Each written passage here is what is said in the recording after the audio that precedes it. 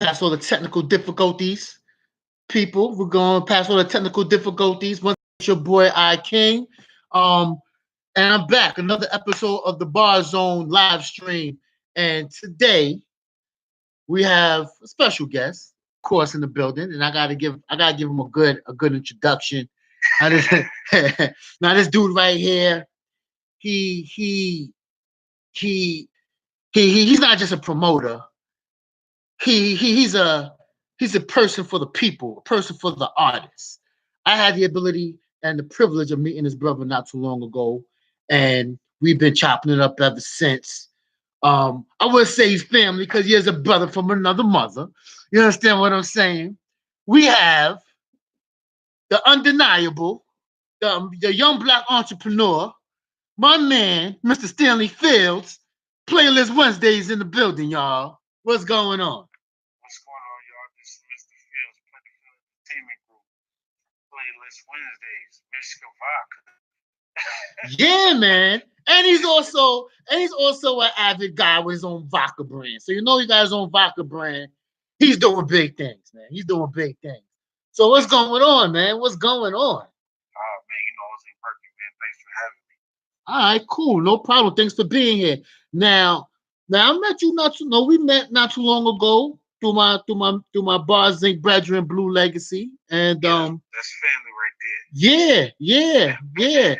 And me and him was chopping it up not too long ago. He was telling me about how the family is very well like very inclined with the within the I don't want to say entertainment, but just in the business. In the business period, Yeah, man. Like everyone, we was laughing. I caught Jordan Jackson 5, man. I said everyone got a lane to be in.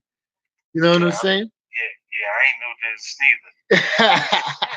That for I ain't real. knew this. I've been around for a while now. So how long you been because I want to get to the whole playlist Wednesdays with Yeah, with the showcase now. You're coming up on a 1 year anniversary at the Delancey Lounge, right? yeah, it's a blessing, man. Coming up on 1 year, to start off in a conversation, we turned it into a reality. Now, is this the first time you started doing something as far as the showcasing? I hate to say showcasing because especially in New York City, the whole showcase circuit they got a bad name now. Yeah, I don't even consider it a showcase. Right. I pretty much label it as an artist spotlight. You know what I mean? Exactly. Because basically that's what I'm doing. I'm not showcasing nobody. I'm giving people opportunity to spotlight their talents. Spotlight them records. Exactly. Now, is this the first time? So, is this the first venture or into artist spotlighting, or have you been doing this before and prior? I mean, you know, basically I used to go around to other events and stuff, and support them. And then once I started looking into the business and what was actually the artist was getting out of it, I didn't like it. You know what I mean? And I didn't like the politics. I didn't like the fact that there was artists getting beat out of money. Pretty much giving everything and not getting nothing in return. And so me being the businessman, and I'm not going to complain about it, but I'm just trying to figure out a way to, make it right. You know? Yeah, well. They definitely made a lot of money off of off of these New York City artists, and they still making money off of them. Now, Yeah. But now I'm the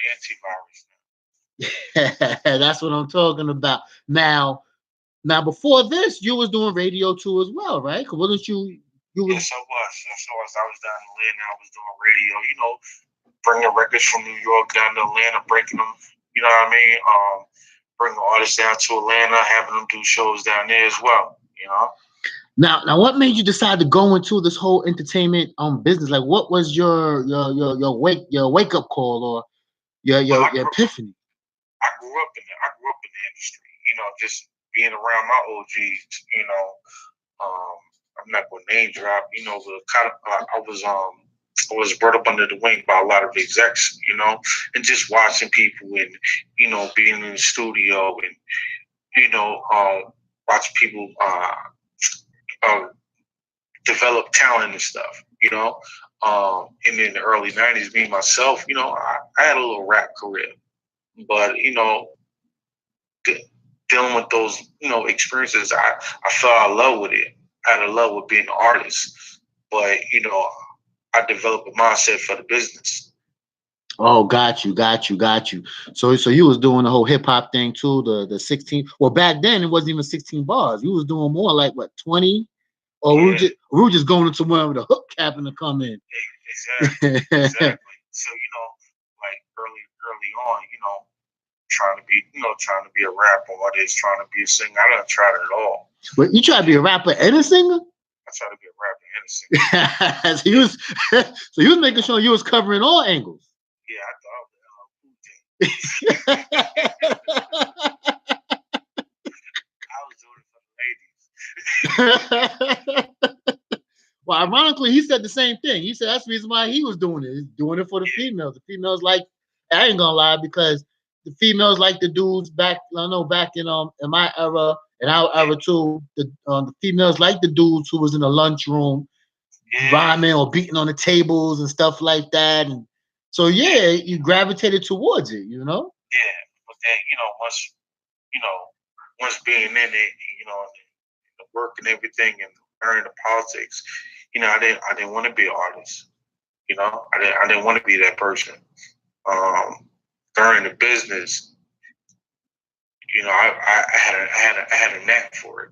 I was a good understudy, and then as I got older, and I started to be that cat that people was looking to for advice, and for guidance. I was just like, you know what, it's time for me to turn this into a business. And you know what's funny? And you know what's funny? And this is totally the truth.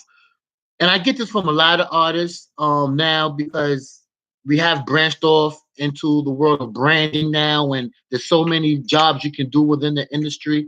And I speak to a lot of artists now that went your direction, that had they started out as the artist, the MC, the singer. Then as they move on, they want to start helping others and putting other people in in better places. Whereas Putting people in a position where they can exceed. yeah, exactly. Yeah. Now, you gravitating towards that. Is that kind of what made you go towards, like, say, radio and all those other avenues? Well, the thing with radio is like at the end of the day, like I'm a fan of music, right? And I have a good ear for records. Mm. So with me being at the station, I came in the station. Now they was like, "Yo, where this kid getting all these records from?" You know what I mean? And then I became that guy where I was like, "Listen, I'm about to be the connection from this era to this era right here with these records." You know what I mean? And then from that, I was able to start building a platform for the records that for the artists. Um, so my passion for music, my understanding of music, and then the business. That's what gave me, you know, uh, a leg to stand on in radio. Wow. Now I'm gonna ask you. 'Cause I know with me, it took me a long time. Now, coming from an artist standpoint, did it take you a while? To be honest, did it take you a while to actually get that fan ear when it comes to listen to other artists and not listen to them in a competitive edge? Yeah, I mean, I always listen to music from a fan basis. Cause it took me forever. It took No, me. It no, took me I forever. listen. Like at the end of the day, I'm a fan of music. Uh-huh. So when I listen to music, I listen to it as a consumer. Would this be something that I buy? Would this be something that I play? Would this be something I want to hear while I'm out? Would this be something I want to hear in my car? Would this be something I want to hear with my lady? You know what I mean? That's how I listen to music. I don't listen to it, oh, I could do this better, or I could have done it like that. I don't listen to it like that because I, I'm not that person.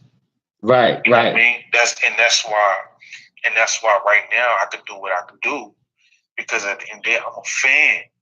I'm a fan of the music. And so when I hear good music, it's my responsibility to give it a platform. Yeah, because I went through it, and a lot of artists, when I speak to them, a lot of artists that went towards, broadcasting or whatever have you, telecommunications, a lot of them say, it took them a while. I remember because for years, anytime I was in a club, I was actually working. Either I was performing or I was hosting the event. As EPMD, there was a Radio City Music Hall, and I actually went there and I said, wow, I'm actually sitting here as a fan. I haven't been a fan in so long because you always have that competitiveness, and you always gotta, you always, you're always trying to one up the next MC or the next artist. And I actually finally was able to break down and say, "Yo, I'm listening to this as a fan." And then I noticed within the music culture, I started listening to a lot more artists, and I started paving the way for a lot more artists too. So Yes. it's crazy when you're able to get that fan listening, that fan listenership. And I say that also because now you're doing the artist spotlight, and the way you're doing it, because I've been to one of your events, and the way you're doing it is so unique and it's so right because you're not flooded with 5 million artists. No, And no, and I try to stay between 12 and 15. I try to stay between 12 and 15. You figure each artist, most of these songs like 3 to 4 minutes, yeah, right? And I give them 2 to 3 songs. You know and what I mean? yeah, and that's game changing. That's game changing because especially coming up. Well, we used to call it the chitlin circuit because you go through Yeah, all the spotlights, and yeah, and then you pick and choose who you build with as far as the promoters and stuff like that. But yeah, because what you're doing is groundbreaking because when you have, and I always say this, whenever you have 40, 50, 30 artists all on one stage, you're not really getting a chance to see if the artist can really move a crowd well, because they're performing in front of their peers. And if you say throw your hands up, a lot of dudes ain't gonna throw their hands up because they rocking after you. well, you got to figure this too. Another reason why people choose to put 30 artists on one bill.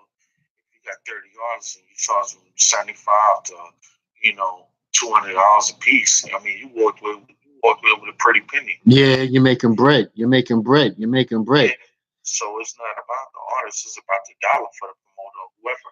You know what I mean? And in my case, and that doesn't work because now this artist that went up there, he done paid for what, a 10 to 15 minute slot. He's performing a bunch of records, you know, records that the crowd don't know about. You know what I Right. mean? The promoter hasn't promoted those records. We don't know this person.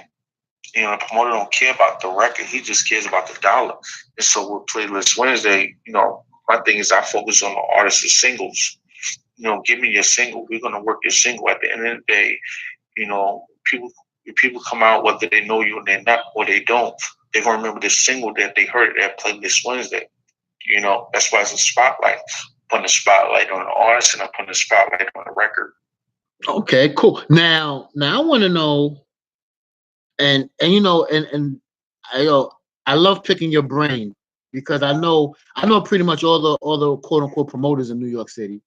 Yeah. Um, Well, first of all, I don't title myself a promoter. I'm not a promoter. I'm not a promoter. I'm just somebody that builds platforms. Great. Yeah. So I'm not a promoter. Yeah, I'm not a Actually, promoter. I'm looking to hire a promoter. I'm looking to hire a promoter. I'm just somebody that Shoot. takes responsibility for my brand. Sure, I'm looking for a booking agent too. I think, yeah, we all are. That's what I do too. I do booking as well. But I get quote that because that's what a lot of people see me doing. See me promote my own brands, which everyone should be doing. Yeah. Everyone should be promoting their own brand. Like if I don't take responsibility for it, how can I expect somebody else to do it? So how about this? We just make a new term. We're gonna call you the ultimate catalyst. You make things happen. Mr. Phil's the catalyst, y'all. So this what so you're very well versed into the whole spotlight scene. Like I said, we're not using the word showcase. Yeah, I Um, don't use that word so at all. but you're well versed in it. Now, what was the groundbreaking? But I have to provide this service for these artists. I feel Well, they're not getting their just due. well, when I came back to New York, I was down in Atlanta for 4 years, and I came back to New York in 2016. And I was paying attention to everything, and I was like, what can I do different now that I'm home? Mm-hmm. Right? What can I do different? What can separate me from everybody else? And so I realized that there was a lot of shows going on. I realized everybody had a showcase, and they was doing this and they was doing that. Right. But I didn't agree with the politics. I didn't agree with the artist paying, $100 there, $200 there, and not getting nothing back in return from the show. Right? He Right. just paid this money. He got on stage 15 minutes. He got a pat on the back and said, "Good show," and that was it. Yeah, and he's out of his and me coming up in that whole on that whole circuit, that led to I seen fights, man. I seen fights. I seen people. I mean, I seen well the quote unquote promoter get knocked out. I seen him get robbed. I seen a whole lot of craziness, and that also led me musically. I did a song called "Death of Showcases," and that kind of catapulted me, on the underground scene. But um, I mean, I've seen it all, and I'm pretty much sure you've seen it too. And especially when you're paying your money, and you're not getting anything for your money. Yeah. So what I did was, instead of uh, saying something about it, which is which doesn't do anything. I decided to do something about it. So I said, what I'm gonna do is because at the end of the day, you know, um, this right here is not about money for me, right? It's about helping my region find some dope artists and find some dope records, right? Um, so we can have our voices heard and respected again, right? And so in New York, you got a lot of dope MCs, right? You got a lot of dope MCs, but you also got a lot of MCs. They're not doing that. Paying you $200 to perform. I'm gonna pay you, and they dope, right? They got dope records, but they're not about to put themselves in that position where they have to, pay somebody this money to get, to do this, that, and the third. And, So what I said, uh-huh. what I'm going to do is I'm going to provide the platform. And for me, it's not about the money. For me, it's about discovering that dope record. For me, it's about discovering that dope artist, right? And so when I put this artist on stage at Playlist Wednesday, right, and you hear a record, like All I Know Is Winning by Stress, you know what I mean? Or, you hear Sliding by Fresco Van Gogh, you know what I mean? Or you hear Day One by A.O. Billy, you know what I mean? You hear these records, you ain't heard these records before because these artists wasn't doing these shows. But now they come to Playlist Wednesday, you see them and you hear these records and then you walk away becoming fans of these artists and their records. Yeah, and you know what? And like I said, when I was there, I was blown away. I was like, wow, this is like I liked it. And I actually went in. I ain't gonna lie. I went in there with the little chip on my shoulder, like, okay, I'm expecting to see a whole bunch of artists, buffoonery as sometimes you see, but I actually look like, oh wow, I like how he put his mind into it, and then when we had a chance to really chop it up and talk, I was like, yo, so I see your fingerprint on it, and and like I said, it's just a venue that I think a lot of artists should actually flood to. And also, you're dealing with New York because I noticed lately a lot of other venues that's doing what you're doing, they're catering to out of towners now. But like how you said, these New York, like these New Yorkers, we already been there, done that. So we figure at this point, we're not paying you. You expose me or pay me. Yeah. And my thing is like, so my thing is like, I want the records and I want the people, right? I want the people to come out and experience these artists and experience these records. And so, like, I do is Delancey. You know, it's free of charge. I don't charge the fans to come in nothing. You know, it's free to come in. Any Wednesday I'm there, it's free, right?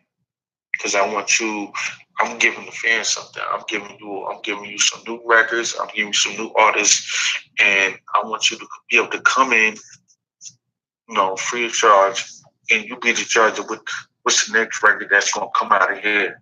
You know, we can sing. You know, because the next wave from Playlist Wednesday. If the people support this record, then I'm gonna help move it. I'm gonna help move it to the next level. Definitely, Right? definitely, So, definitely. and this is what I get back to the artist. You know what I mean? Like this record is dope. That's what I'm gonna help move this record.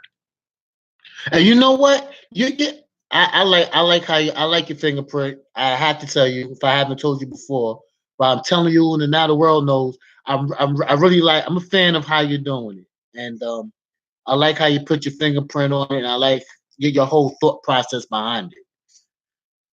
Yeah, thank you. Appreciate that. I definitely do, and you know, and I also like the alcohol too. Now, what's going on with Mishka Vodka, man? Yeah, Mishka vodka. Right now we got 3 different flavors. We got the pure, we got the honey, we got the cranberry out right now. Oh man. Right now we got distribution in Pennsylvania, in the state of Pennsylvania, and then in Georgia.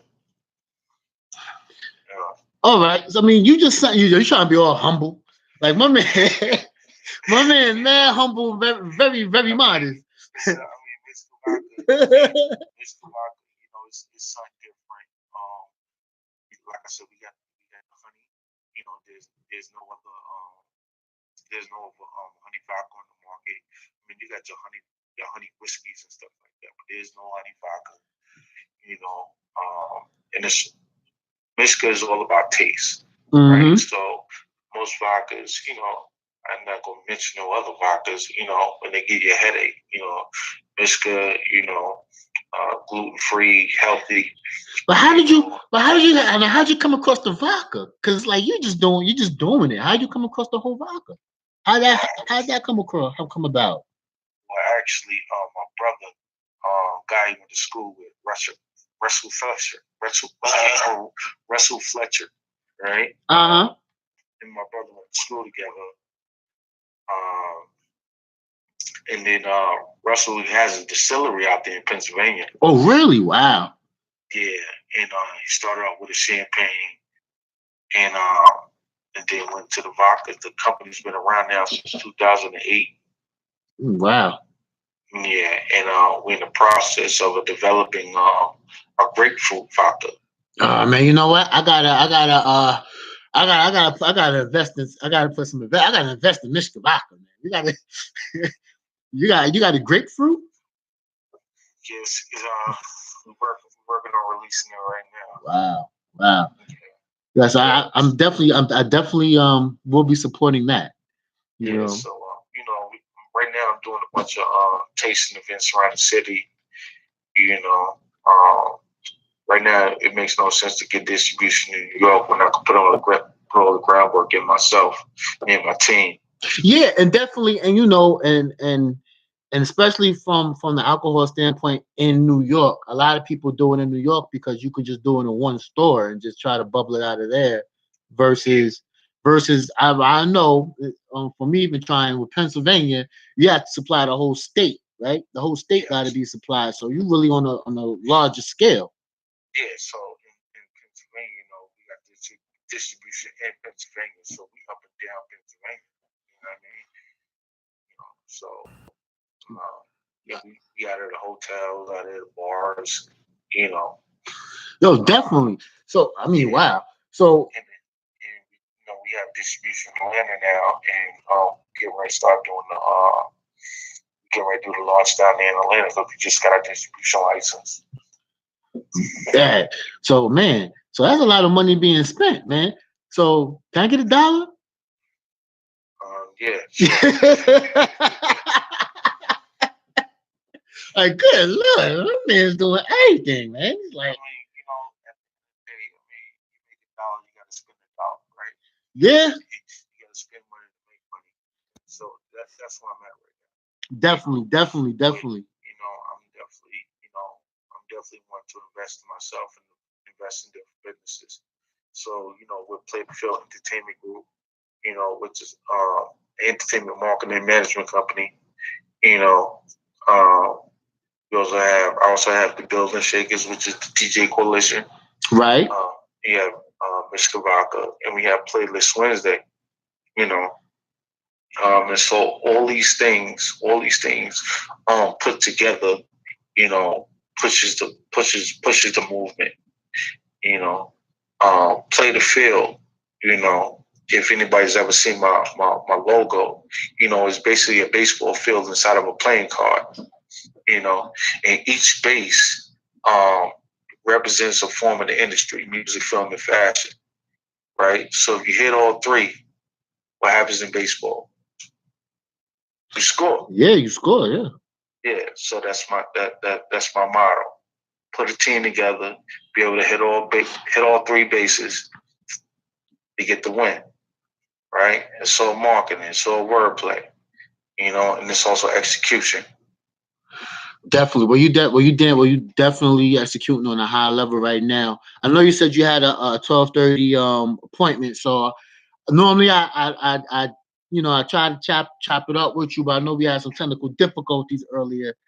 I really We want good. to dig We in, good. but We good. I just want to let everybody know that next Wednesday, September 26th, it's going down at the Delancey, 168 Delancey Street. Playlist Wednesday, 1 year anniversary, and it's also my birthday celebration. You know what I mean? I got a bunch of dope artists from New York City representing all five boroughs coming out, gonna be hitting the stage. I got Miss Hustle, the Queen of Harlem. She's gonna be hitting the stage. I got Piff Jones. He's gonna be hitting the stage. I got Johnny Floyd's gonna be hitting the stage. I got Coney Brooks gonna be hitting the stage. Ayo the Billy.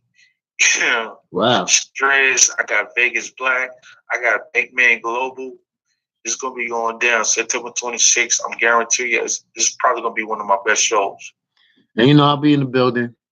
Yeah, yeah, definitely. I'm, Barz ain't gonna be in the building. we gonna be in the building, and like I said, we just really started chopping it up. But I mean, very intelligent brother right here.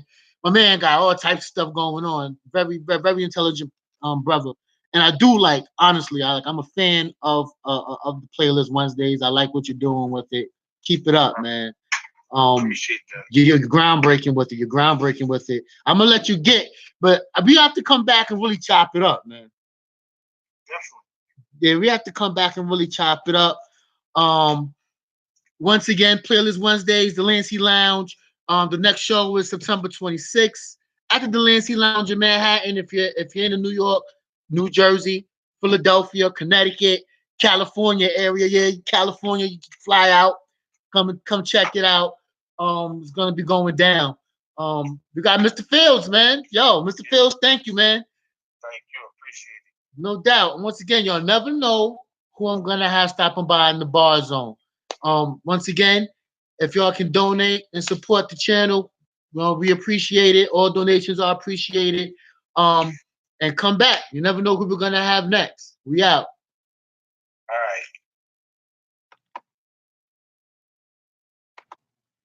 Yeah, man.